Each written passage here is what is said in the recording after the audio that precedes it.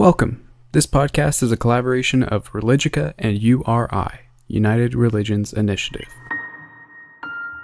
Named one of 15 faith leaders to watch by the Center for American Progress, Reverend Jennifer Bailey is the founder and executive director of the Faith Matters Network, an Ashoka Fellow, Aspen Ideas Scholar, On Being Fellow, and Truman Scholar. Reverend Bailey's writing has appeared in Salon, The Huffington Post, Sojourners, and The Washington Post's Lily blog.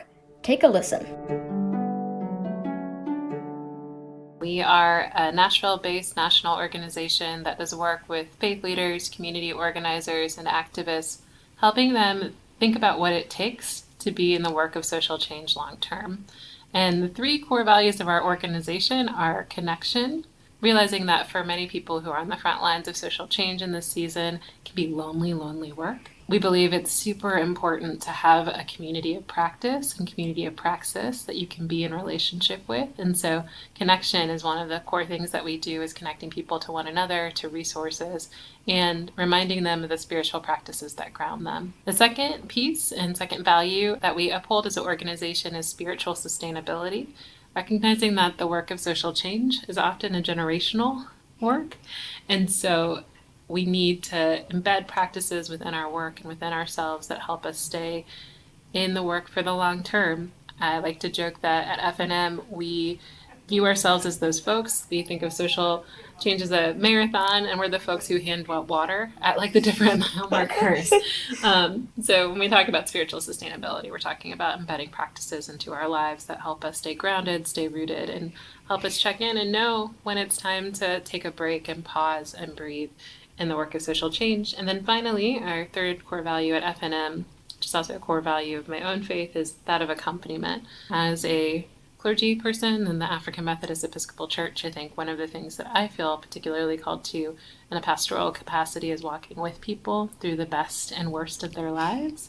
And as an organization at FNM, we do a lot of work walking alongside our leaders through the best and the worst of their lives, and also training people who feel a vocational call to that accompaniment work to do that work through vocations like movement chaplaincy, which is an emerging vocation and ecosystem of work that a lot of great organizations are diving into now nationwide. And we've just launched a new project called Daring Compassion Movement Chaplaincy Project that this fall and the fall of 2019 will be starting an online training course for people who feel called to the work of movement chaplaincy.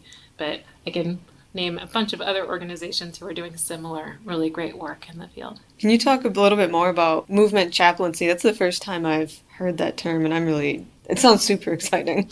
Yeah, so in the same way that historically chaplains have been assigned to places of trauma, right? Primary and secondary trauma, like the military or hospitals, in those moments of life transition that can be really difficult for folks in providing spiritual care in those spaces. It's our belief and the belief of many folks in our ecosystem nationwide that social movements ought to have chaplains, those who are tending to the spiritual, emotional, and physical well-being of folks who are on the front lines of social change. As we know, especially given our current political and social context, there are a whole lot of organizers and activists who are experiencing primary and secondary trauma, whether that's related to colleagues that I have who are working on the U.S.-Mexico border, helping reunite families who've been separated based on the family separation policy that our current administration has put in place, or friends and colleagues who are working on things like criminal justice reform. The work is really exhausting. And it is important to us, and I think to a lot of folks, that we identified through a project that we have called Rooted in Resilience. It's all about mapping the ecosystem of amazing work. So I keep saying ecosystem because it's important for me to name that we're not the only ones out there doing good work around movement chaplaincy or spiritual accompaniment. Or there's a group in Chicago, BYP 100, that talks about vibe checkers, the folks who are in the room and whose sole role is really to attend to the energy and care of individuals in movement space. That's incredible. And I love the term ecosystem. That's the first time I've heard kind of people talk about our society and our groups as an ecosystem. Did you adopt that?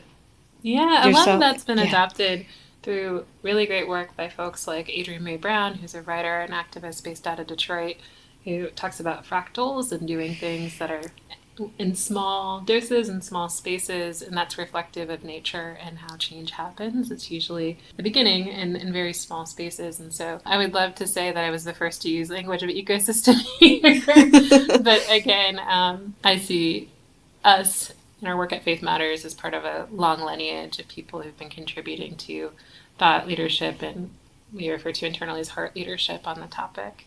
That's fantastic. And I'll say another word about ecosystem. I think one of the beauties of that analogy is that it allows space for everything from the giant sequoia trees, so some of our storied institutions that have been around for a long time and carry a lot of wisdom and knowledge, and sometimes dated knowledge, Right. right? But often a lot of wisdom and knowledge that is tried and true and important, as well as the saplings, those new projects and seedlings that are popping up all over the place that we need both to survive, along with the water and the sun and all the other resources. And so what feels helpful about the analogy of ecosystem versus something like a field or a sector is that it gives space for people to play their own unique roles. And that, to me, is really important, because I personally don't ever want to think that I am the only one out there. Or I think where a lot of our social change organizations and even interfaith organizations have got things wrong in the past is thinking that we have to be the only ones doing the work or getting very territorial. I think there's real reasons for that. Competition around resources. And in my tradition, we talk about the theology of scarcity rather than one of abundance, that I think leads people to a particular resource scarcity and ego-driven mindset that I have to get everything for myself, or we can be the only ones who are doing this particular style of, say, interfaith dialogue. But God, if I don't want to be the only person out there, and I'm sure No. organizationally we certainly don't want to, and we're stronger together when each member of that ecosystem is allowed to flourish and contribute. So. Which kind of brings up like the idea of accelerating peace or justice or any of those values that we're searching for. When you heard that phrase, what did it make you think about? Well, certainly when I heard the term accelerate, I thought about urgency. And for many communities, and again, I can speak from the domestic context because it's the one I'm most familiar with, but I certainly see the interconnectedness of some of the challenges we're facing domestically as related to part of a global set of challenges. If I'm going to be real, there are communities around the world who understand that we're in a life or death moment. The harm that we've done to our planet, the rapid acceleration of climate change and the climate crisis, which is driving ecological disasters all over the world, and particularly in the global south and the south of the United States, have accelerated, I think, both patterns of migration, of people fleeing, violence that's resulted over a scarcity of resources because of climate change and other things. And so for those of us who exist or are embedded within communities who know the life or death stakes that are at hand right now, the idea of accelerating peace is not just a nice, cuddly call to action. It's really a necessary, and I'm reminded of Martin Luther King's words of the fierce urgency of now, right? There's a fierce urgency because lives are at stake and because the health of our planet is at stake. And so the idea of accelerating peace, thinking about peace both as, for me, a freedom from oppression, a freedom from some of the constraints of just the realities of our lives and our material conditions and the material conditions of folks feels important. But I don't know if we can achieve peace without that process of repentance and redemption if we make it there, in part because of the uncovering and what's being uncovered. And if we want to get to a place of peace, we must first address the harms that have been done. And I don't think we stay in that place of harm or pain, but we need to, and some of the best thinkers and writers and folks in movement spaces that I've gotten the opportunity to learn from over the past 5 years or so talk about transmuting the harm and transforming it into a place of peace or a place of joy, right? I think we're constantly talking about crisis and we don't talk about joy enough in this season. Or the power of optimism, and that optimism is not just a loosey-goosey state of being, but actually is a radical principle in these times. To call for something that is hopeful and better is revolutionary in these times. And I think for those of us who belong to some of the great faith and spiritual traditions of human history, it is our obligation to speak to that sense of hope, to help us envision more clearly what a state of peace might look like, while recognizing that my vision of peace might not look like yours. But is there a way for us to practice living alongside each other in our mutual visions of peace? And the choices that we make now will have implications for the future. I also don't know if I believe that all hierarchy is bad. I should say that. Right.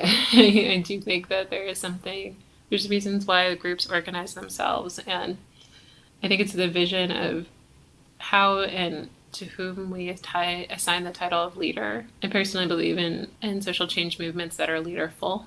Ella Baker once said that strong people don't need strong leaders, right? That everyone has the capacity to fill a particular leadership role. And so I wonder if for those of us who are embedded within faith traditions, clergy like myself, if part of our role in these times is to help people identify what their unique gift and calling is so that they can contribute. And I feel like we've been trying to put leadership into a box, and maybe that's not what we should be doing. Yeah, I think that we have within the U.S. A leadership development industry and pipeline, right? And I say that as a product of that pipeline, that now, as I look back and see the real harm that it's done, I see it as now in my early 30s and I'm beginning to, from a space of deep humility, have folks call me a mentor, which is really beautiful, who are younger than me. And some of the challenges I see those young folks facing, folks in their early 20s, Gen Zers, who are not millennials, everyone. There's been a generational shift in young people. I need folks who are over the age of 50 to stop calling everyone under the age of 40 a millennial. Right. Thank God, I'm tired of being the hot, shiny thing. Right. Now, Gen Zers, and I give you that title. I think one of my rules now as a mentor is to not create some of the patterns of harm that I had in mentorship along the way, where people were trying to make images of themselves.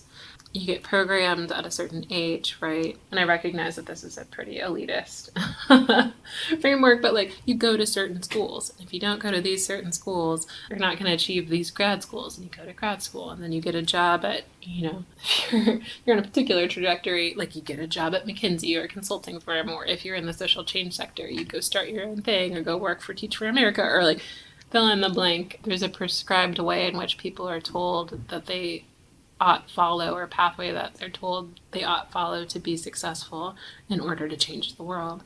That's super interesting because I learned about a lot in my decolonial class about how we have this narrative of success that you go to school and you get a house and you have the white picket fence, and it's interesting how we've also now developed that within the social justice sector of also you do this and then you get there. And you've somehow changed, and now you can change the world after you've done all of this, which kind of erases the grassroots part of that in a lot of sense. Yeah. Like you said, a lot of the people coming out are people just working in their community and figuring it out as they go. And I think you were talking about we need to create that space to make mistakes, because that's the only way we really learn. And I would push, given the audience of this space, I would push my beloved brothers, sisters, and siblings in the interfaith movement writ large to really ask ourselves if we are indeed a movement, and if so, what the collective goals and vision of that movement is. Because I do think I've experienced in certain interfaith spaces, this certainly is not true of all, those that are explicitly named as interfaith spaces, a certain degree of stagnation, where we can sometimes get caught up in the language or in a space of dialogue, although I do think dialogue in certain contexts can be revolutionary, which is why I really appreciated the subtitle of this conference, Interfaith Action and Global Peace Building, because I do think it's the marrying of that space of learning that can be evoked from interfaith dialogue and the practice of doing that gets us someplace. And far too often, I think we get stuck in a space of talking and not doing, and that's actually depleting work. My colleague Corinne again was talking to me the other day about, she, in addition to working part-time with Faith Matters Network on projects, does a lot of work in the progressive social justice spaces and was talking about how she was engaging with a lot of younger organizers who were just burnt out and tired. And she was confused as a person on that millennial Gen X cusp, because they were spending most of their time behind keyboards or in Zoom chat rooms organizing and were depleted. And what she realized and shared with me is that part of that is because they've been divorced from the joy of direct action, the joy of singing together and being together, that in many ways it's that action that replenishes us for the rest of the work. And so I do worry in certain interfaith spaces when we get caught up in the talking and not the doing, that in the practice of doing together, we can find joy and be replenished. Given the context of your life and today and everything, what's an urgent question that we need to be asking today to produce the kind of world that we're looking for? My seminary advisor, Dr. Dale Andrews, who passed away a couple of years ago, may his memory be a blessing, used to end every class by saying, I have more questions than answers, more problems than solutions of these gifts I freely give. And so as I evoke Dale's memory, I don't know that I have just one question, but I will say that challenge of how do we want to be together in the 21st century feels like an urgent one. Exploring what we mean when we say be together, what the togetherness is. If you would like to know more about United Religions Initiative, read stories of interfaith in action, visit www.uri.org. And to learn more about Religica and our allies, take a look at www.religica.org. Thanks.